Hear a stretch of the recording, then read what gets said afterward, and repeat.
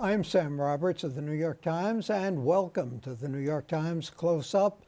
President Trump declared a truce in our trade war with China after the G20 summit. He said it was a big win for U.S. farmers and automakers. Investors loved it. Stocks rallied. But just days later, with no specifics from China, Trump tweeted, quote, "I am a tariff man," and stocks plunged 3%.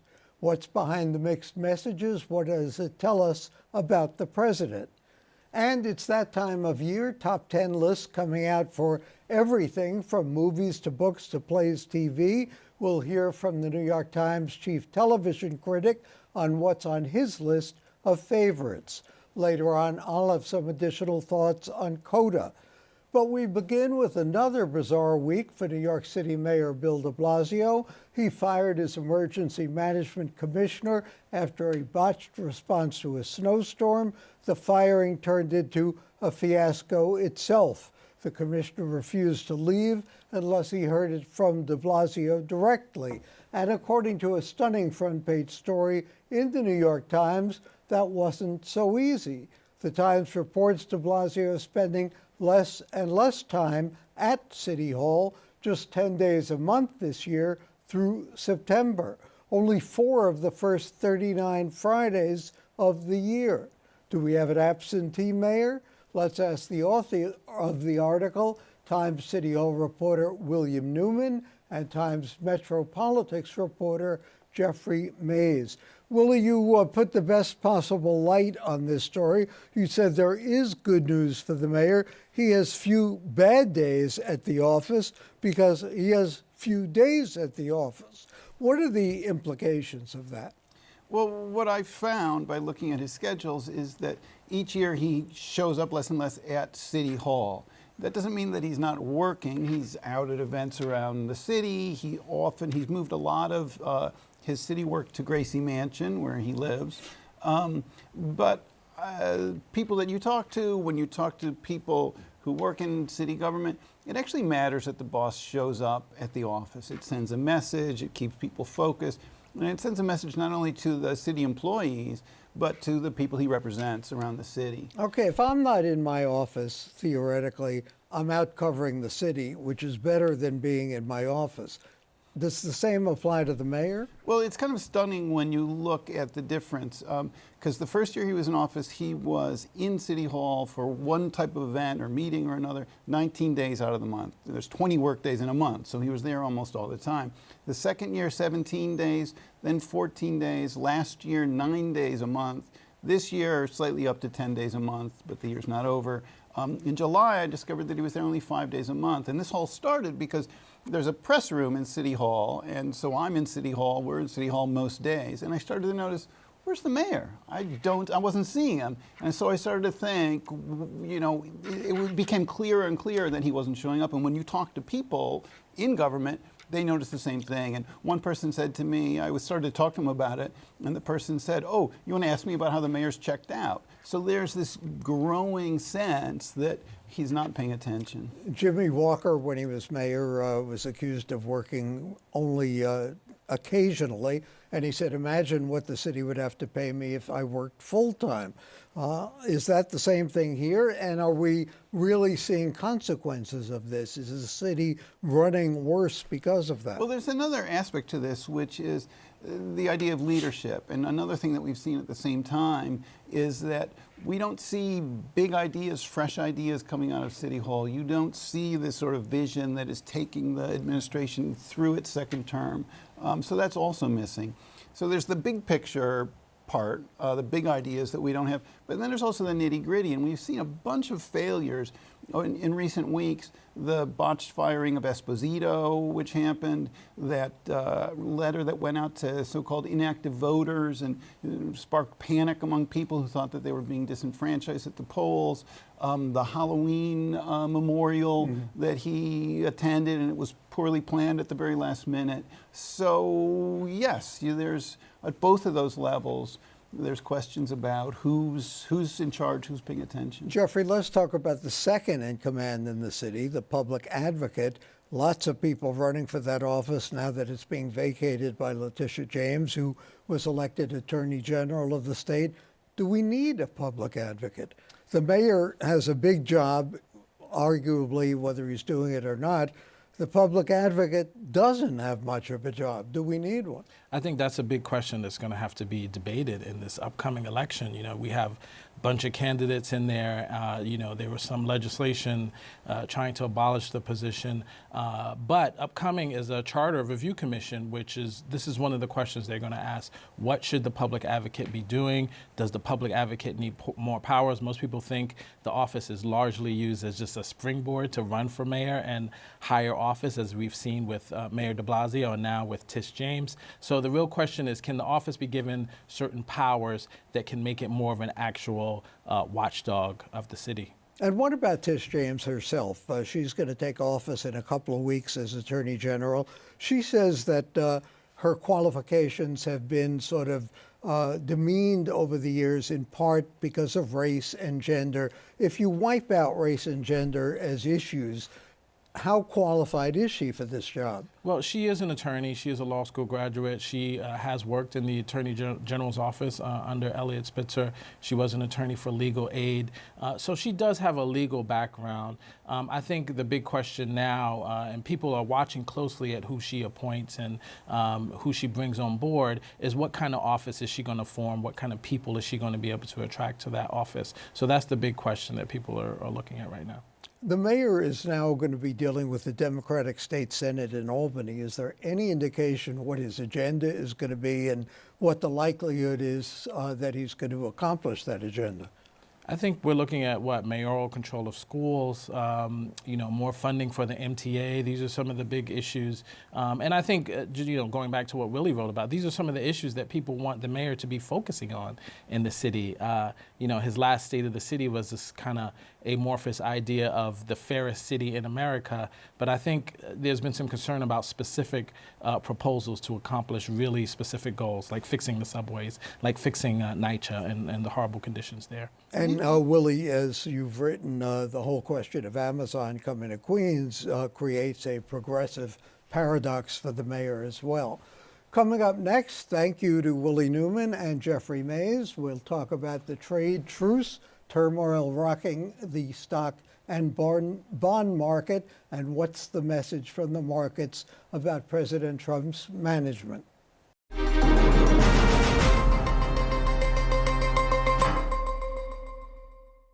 President Trump left the G20 summit in Argentina last weekend, boasting of an incredible deal and a 90-day truce in our trade war with China. Investors cheered, Wall Street rallied in response, but no specific details emerged from China.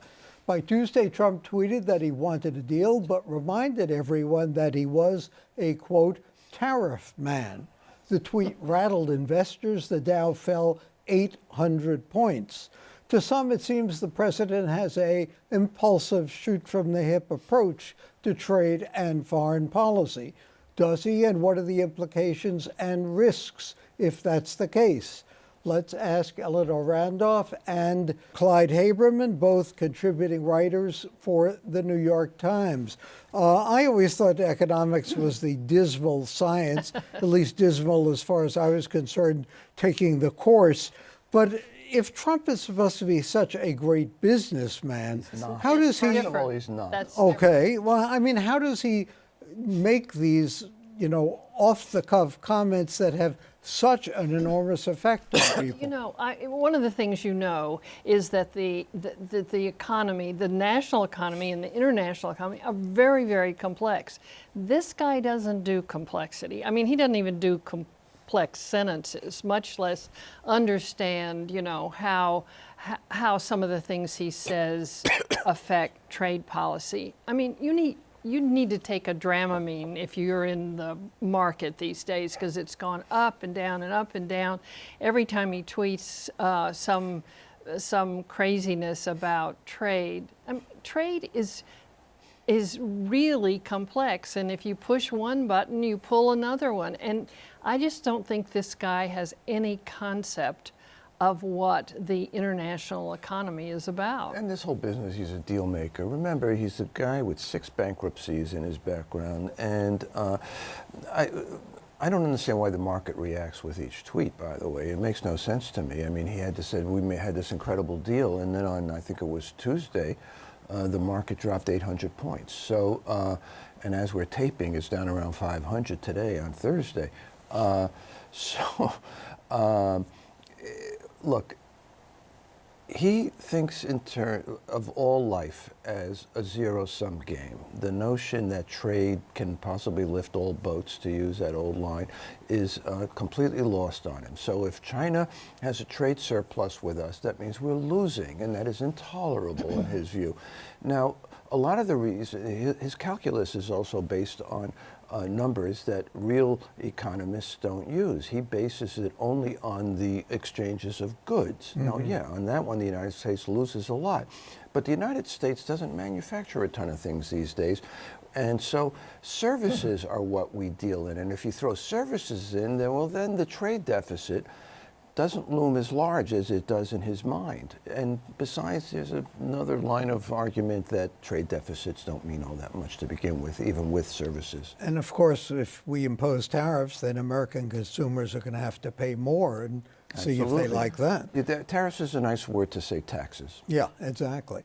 Let's talk a little bit about George H.W. Bush, a president who got mixed reviews when he was president, and now some debate about whether he got too much praise in his death. What do we think? Well, you know, I think a lot of the praise about dignity and about what a good man he was and how he told the truth, I think a lot of that was just, you know, it was right in Trump's face. I mean, it was a funeral, and you know, the Bush family was very decorous, and John Meacham, who was a historian, gave a really fabulous elegy. But the thing is that the talk about what a good man he is in contrast to Trump, and I just think that was what we were seeing, and that is certainly what a lot of people were hearing.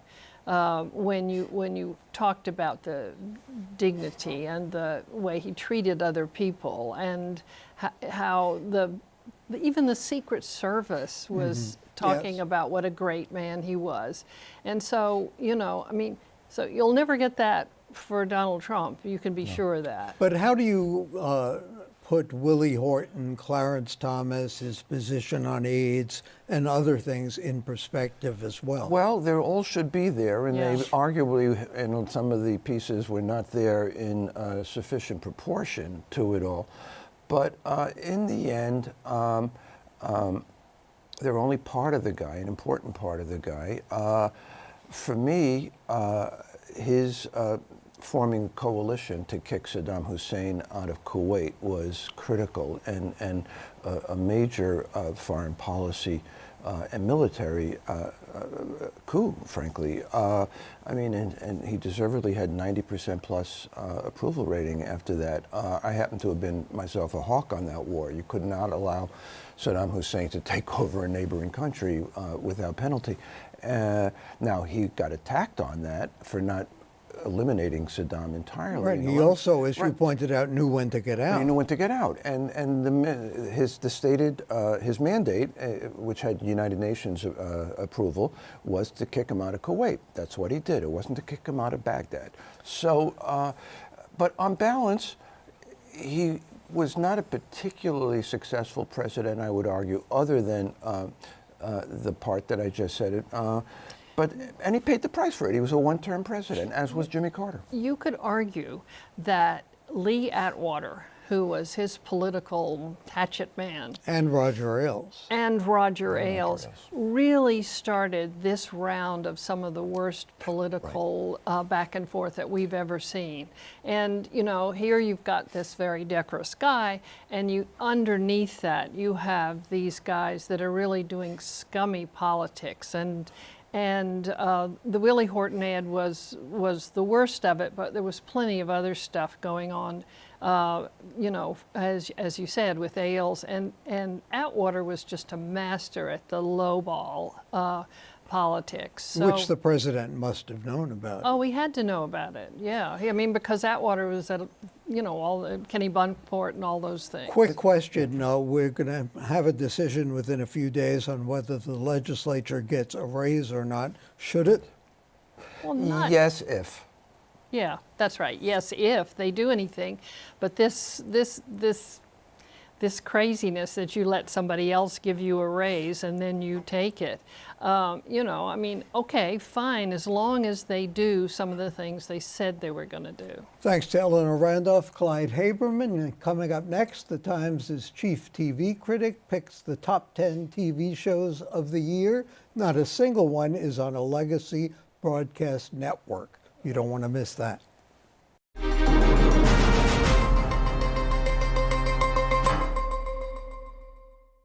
Pretty much everyone loves top 10 lists, and the New York Times unloaded a barrage of them this week, ranging from books to movies to TV. The Times' chief television critic, James Poniewozik, is here to tell us which TV shows topped his list. Now, let me ask you, do you get paid for watching TV? It's not exactly coal mining, but yes, I do. Now, when you were a kid growing up, did you say, I want to watch TV for a living? So there's a gold mine in this. This is my no. You know, I watched probably more TV than was strictly advisable when I was a kid. And I had older siblings, so I tended to watch a lot of stuff that was age inappropriate for me. So, you know, looking back at that now, I think of that as research, I guess. James, how do you define a best show? I mean, it's so subjective, obviously. Is it best for a critic, best for an audience, and best for which audience? I mean, it's entirely objective. I mean, I'm sorry, it's entirely subjective. It's the opposite of objective.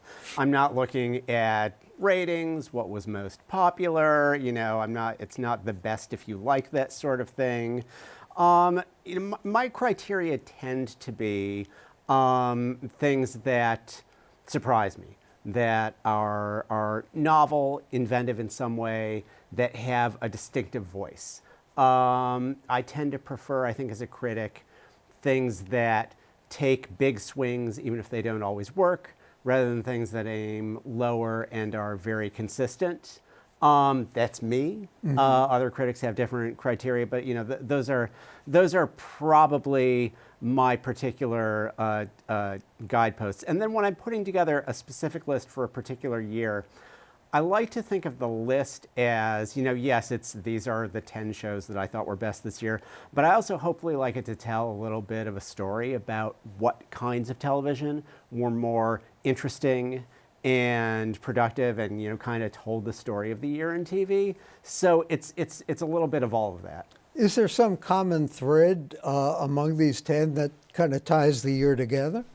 You know, it's a pretty eclectic list. I think, you know, television is pretty eclectic.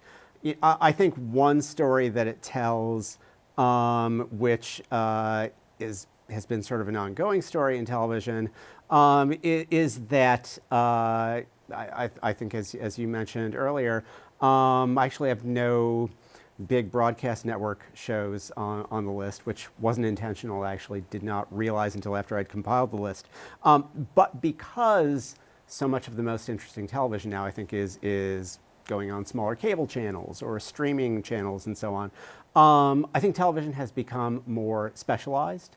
It's become a little more adventurous. It doesn't feel like it needs to be, you know, something, you know, for everyone so much. So you know, I think one thing that you're seeing is sort of a wide range of voices, period dramas, very contemporary dramas, highly realistic stories, very sort of, you know, surreal and imaginative stories. So, you know, I guess if there's a common thread, it's the lack of common threads. As you say, there is so much now on television. How do you decide what to watch, and the converse of that, what not to watch? The thing that I like to say is that I've been a TV critic for a couple of decades now, and when I started out, there were just a couple cable networks doing programming, and it was more like being a movie critic in that you could reasonably, even if you didn't write about every show that came out, you could reasonably see every major release that came out on television. And now there is so much, 500 plus scripted shows a year, not counting reality, not counting news, et cetera, et cetera, et cetera. It's more like being a book critic, where there is more than any person can sample. And what you're trying to do is sift through a lot of things and see, what jumps out at you, what grabs you. As I was saying earlier, what's distinctive and has a voice and is saying something that I haven't said. And that's why often I think when I'm deciding about things to review, as opposed to, let's say, a top 10 list, it's not necessarily what I think is best or what I think is terrible, but sort of what is there that there's something interesting to say about. Because if it's interesting to me as somebody who watches a lot of stuff, I think it's going to be interesting to a reader. We have this list of 10, The Americans, America to Me, Atlanta Robin, Barry, Killing Eve, BoJack Horseman, The Good Fight, Homecoming, Lodge 49, Pose, Sharp Objects. Are they in any particular order? Yes, alphabetical. Okay, just alphabetical. All right, if you put them by favorite, what would rank first, do you think? Well, it's funny. They're alphabetical, but as it would fortunately turn out, probably my top 3 would be the ones that came first on the list, which is to say, this year, The Americans, America to Me, this fantastic documentary that ran on Stars, and Atlanta, Robin Season. What made The Americans so good as far as you're concerned? And that was the end of the series. It's a lot of the things that made The Americans great were things that make any show great. Production values, writing, fantastic performances. Matthew Rhys and Kerry Russell are terrific. One thing that I think's been interesting to me throughout the series, which just to sum up quickly, is about a married couple of covert Soviet spies in the Washington area in the 1980s, is that there are a lot of dramas on cable that are about, charismatic bad guys and things like that. Tony Soprano and all the sort of anti-heroes that came after that. One thing that I love about The Americans is that Philip and Elizabeth Jennings, the protagonists of the show, they do some terrible things, but there's also a moral conflict. They're motivated by idealism, even if that idealism is often misguided, and they often don't know the right thing. And because it's a period piece about the Soviet Union, which is going to collapse, how this story turns out, there's a sort of tragedy to it, I think, that might not come across in the same show if it were set, say, in the present. Thank you for your guidance, and we look forward to the coming season. James Poniewozik, our chief television critic of the New York Times, and I'll add my thoughts on CODA next.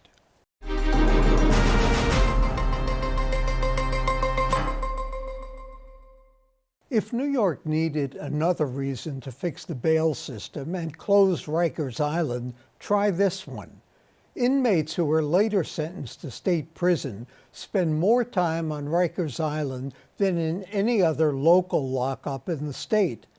What that means is the city government spends more on room and board to keep them there. The metrics are simple. Take an inmate who's denied bail or can't afford bail while awaiting trial. If he's convicted, the time he later spends in state prison is reduced by the time he already spent in local jail. So that time is, in effect, subsidized by the city. The prisoner gets a jail time credit, the city foots the bill. Last year, about 6 in 10 of the 13,000 newly sentenced inmates were sent to state prison by judges from outside the city. Those inmates had spent about 6.5 months from arrest to trial to transfer to state prison and to the state budget. In New York City, though, the interval between apprehension and prison averaged nearly 11 months. In the Bronx, more than a year. As usual, there's lots of blame. Bail is one factor. So is Rikers and its distance from the courthouses. The average time to process a felony case from arraignment to final court disposition in the rest of the state was 147 days. In the city, it took 314. An unheralded city agency, the Independent Budget Office, projected how much the city could save on incarceration costs if it reduced its so-called jail credit time to match the upstate and suburban average. The answer, $50 million. That may not sound like much in a $90 billion budget, but it's nearly 1/5 of what the city gives the branch libraries in the 5 boroughs. Wouldn't it be better for everyone if kids read sentences in books rather than served them behind bars? For the New York Times and CUNY TV, I'm Sam Roberts.